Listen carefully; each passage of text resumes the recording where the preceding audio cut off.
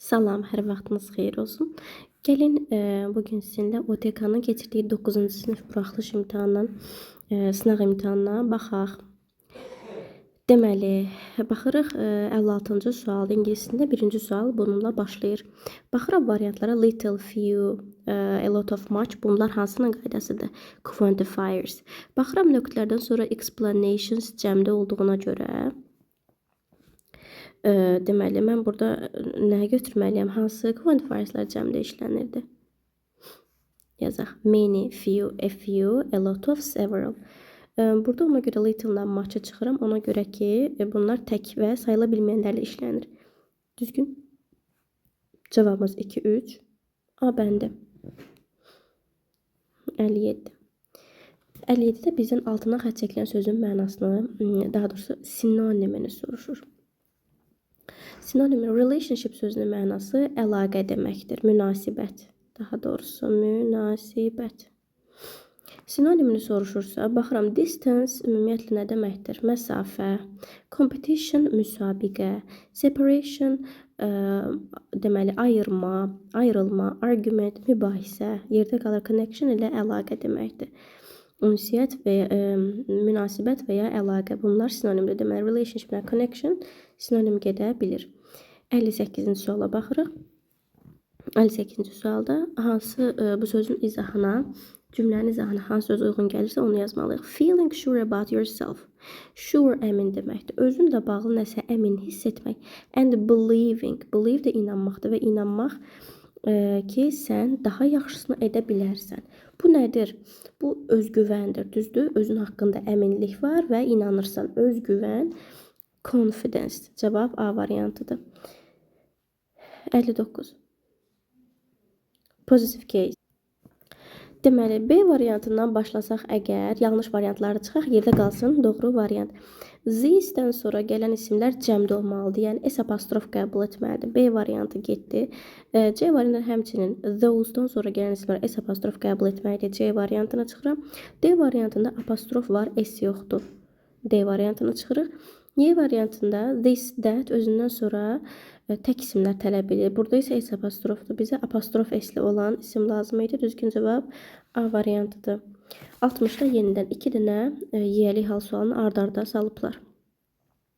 Baxıram A variantında yiyəlik halında olan isim yoxdur. Uşaqlar çalışıb burada hizə görə götürərsiniz. Bu isim deyil, bu əvəzlikdir. His pronoundur. A variantında nə apostrof S, nə S apostrof, nə də oflu bir birləşmə var. B variantında to deyirsə əgər, to'dan sonra gələn isim axı cəmdə olmalıdır. S apostrof qəbul etmədi. 2 dostdan söhbət gedir. B yanlışdır. C bəndində sondan apostrof S qoyulursa, bu deməkdir ki, hər ikisinə ortaq aidlan nəsə var. Axı əllər ortaq ola bilməz. C variantına çıxırıq. D bəndində F-dən sonra gələn isim cəmdə və S apostrof qəbul etməlidir. D variantına çıxırıq. Yerdə qalır Y variantı. Baxırıq növbəti suala. Deməli, 61-ci sualda definitionlarını istəyir bizdən. To be fluent in, səlis, axıcı və rəvan anlamına gəlir. Nədəsə axıcı olmaq, danışmaq anlamında və yaxud da səlis. Bura hansı gələcəklə danışmaq, asanlıqla danışmaq, speak sözü var, easily var. Ona görə 1-ə B variantını yazıram. Essential deməli vacib deməkdir. Sinonimlərini bax yazıram bura vacib. Sinonimləri nələrdir? Important, vital, necessary, yerləşməz buraya yəqin ki. İndi baxaq. Elə essential sözünə baxıram ki, burada həm important verilir, həm necessary veriblər sinonim olaraq. Bunu da qarşısına A yazırıq, bura B yazmışdıq. Burada qalır C variantı. Connected, bayaq baxdıq, relationship sözü var. Nə demək? Relationship münasibətdir. Connection, əlaqə. Deməli, connected, əlaqəli deməkdir. Bura gedir C variantı. Linked, əlaqəli və ya related. Bunlar da sinonim gedir. Related və ya linked. 62. Deməli, article qaydasındandır. Yadda saxlayırıq ki, üstünlük dərəcəsində olan sifətin qarşısına mütləq şəkildə the article işlənməlidir. Vahidlik bildirən isimlərin qarşısına mütləq şəkildə article işlənməlidir. Hər iki tərəfdə the article-ın olduğu C variantıdır. 63 isə bizdən plural soruşur. Yəni cəm isim lazımdır. Cəm isim olan cümlə. A bəndinə baxıram, burada 2 dənə isim var. Biri scenery-dir, biri film. Heç biri cəmdə deyil. Deməli B bəndindən baxıram. Agenda və desk hər ikisi təkdədir. Series nəzəriyyələr cəmlədir. Bunu mən saxlayıram. Düzgün cavab elə bu variantdır. D bəndinə furniture, room bunlar təkdədir. Y bəndinə luggage təkdədir. Station təkdədir. Cavab elə C variantı olur. 64-cü sual. Deməli 64-cü sualda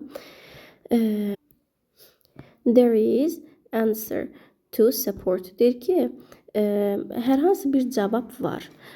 Cavab sözü sayıla bilən isim olduğuna görə biz onun qarşısında, deməli, article met işlənməyəcək. Burada düzgün cavab olmalıdır. An, birinci tərəfdə an gəlməlidir. There is an answer, ümumi isimdir. Digər tərəfə baxırıq. Yazır ki, to support researchers claim. Claim burada iddia anlamında. Tədqiqatçının deməli, tədqiqatçının iddiası. Yəni, burada xüsusi bir tədqiqatçının söhbət gedir. Baxın, yadda saxlayın. An artiklını siz nə vaxt ki, hər ilə əvəz eləyə bilirsiniz cümlədə, o zaman qoya bilərsiniz. Amma Z artiklını isə həmin sözünü qoya bilirsinizsə, nöqtəni, yəni o zaman əvəz eləyə bilərsiniz. Burada indi mən hər tədqiqatçının deməli, iddiası deyə bilirəm. Yox, bu cümlədə xüsusi bir nəfərdən söhbət gedir. Ona görə ikinci tərəfə Z artiklı qoymalıyam.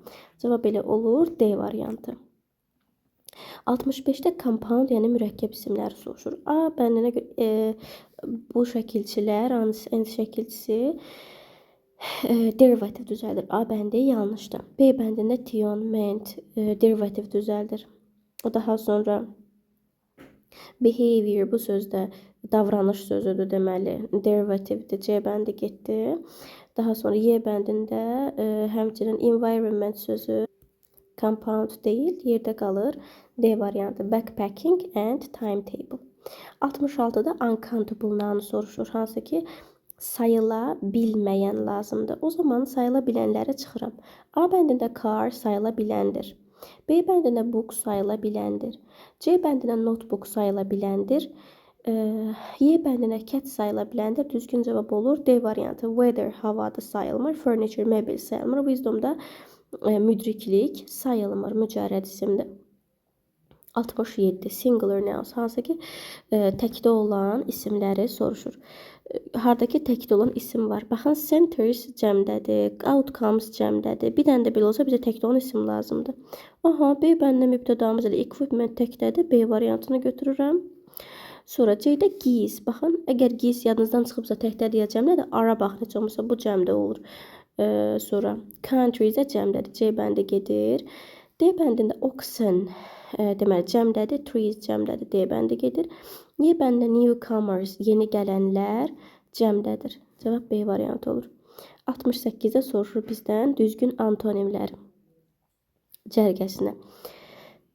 Deməli, diqqətlə baxırıq. Rapid, fast, sürətli. Bizə antonim lazımdır. Large, tiny götürə bilirik. Large, geniş, tiny, kiçik deməkdir.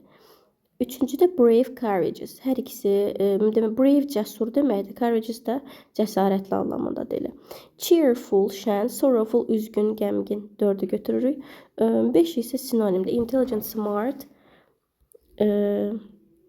sinonimdir. Yerdə cavab olur burada 2, 4. Gəlin short tekstlərin izahına baxaq. Deməli, biz adətən deyirik ki, testlərdə only olanda 80% yanlış olur. Cavab only. Fikir verməli olduğunuz məqam burada. Cümlədə əgər less than varsa, more than varsa, buna diqqət eləmək lazım. Düz adətən short textdə bu düşmür. Less than more-da biz listeningdə, readingdə diqqətləməliyik, amma yenə də ümumi qayda kimi qeyd elədim. Deməli, baxırıq burada görək hansı uyğun olacaq. Oxuyaq, tərcümə eləyək. On 5 April 2024, the London Library announced that it would be offering free reading sessions for children and young people every Saturday. 2024 aprelin 5-də London kitabxanası elan etdi ki, onlar uşaqlar və gənclər üçün hər 6-cı gün, hər şənbə günü pulsuz oxu sessiyaları təklif edə bilərlər.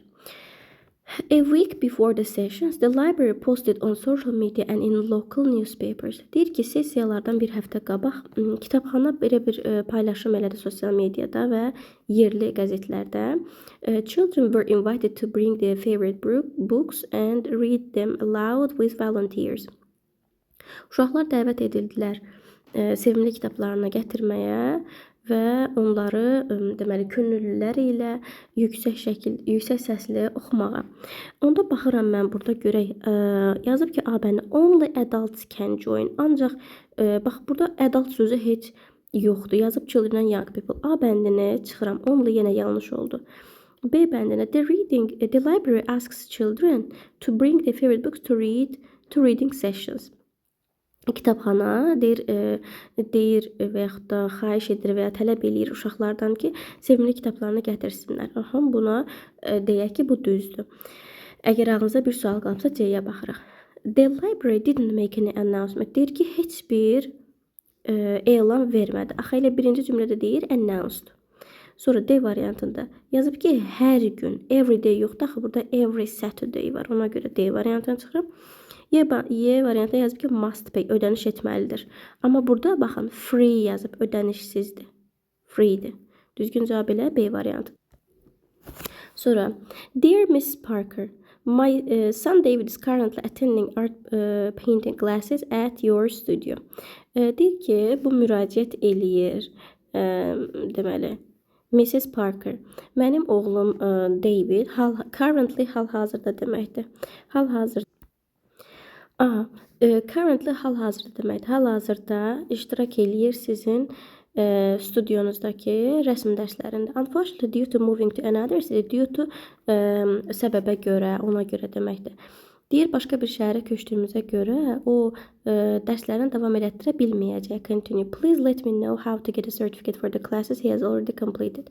Deyir, zəhmət olmasa let me know, qoy bilim, dərslər üçün sertifikat necə əldə edə bilərik. Hansı ki, o artıq bitirmişdi. Yəni, bitirdiyi kursların dərslərin sertifikatını necə əldə edə bilər, mənə deyin. Deyir ki, başa düşdüyünüz üçün təşəkkürlər, Mrs. Brown. Baxırıq, A bəninə yazıb ki, Mrs. Brown request her son to start. Start deyil. Deyir ki, he will not be able to. Davam etdirə bilməyəcək. A, getdi. B bəninə David deyir ki, will continue. Davam edəcək. Başqa şəhərə köçəndən sonra. Belə demir, axı deyir ki, sertifikat almaq istəyir. Hətta demək davam elətdirməyəcək. C bəndə Mrs. Brown asks to give information about the certificate for finished lesson. Mrs. Brown istəyir məlumat asks to give information. Məlumat vermək istəyir. Asks to give information. Deyir ki, tələb edir qarşı tərəfdən ona məlumat versin, bitirdiyi dərslərdən görə sertifikat üçün. Cavab elə C variantıdır. D variantında yazıb ki, David has completed the entire art course. Bütün, entire whole, bütün deməkdir. Bütün rəsm kursunu bitiribdir. Yanlışdır. Y bəninə deyir ki, Mrs. Brown istəyir ki, Mr. Parker ləğv eləsin dərsləri. Başqa tələbələrə görə əlaqəsi yoxdur. Cavab C variantıdır. 71.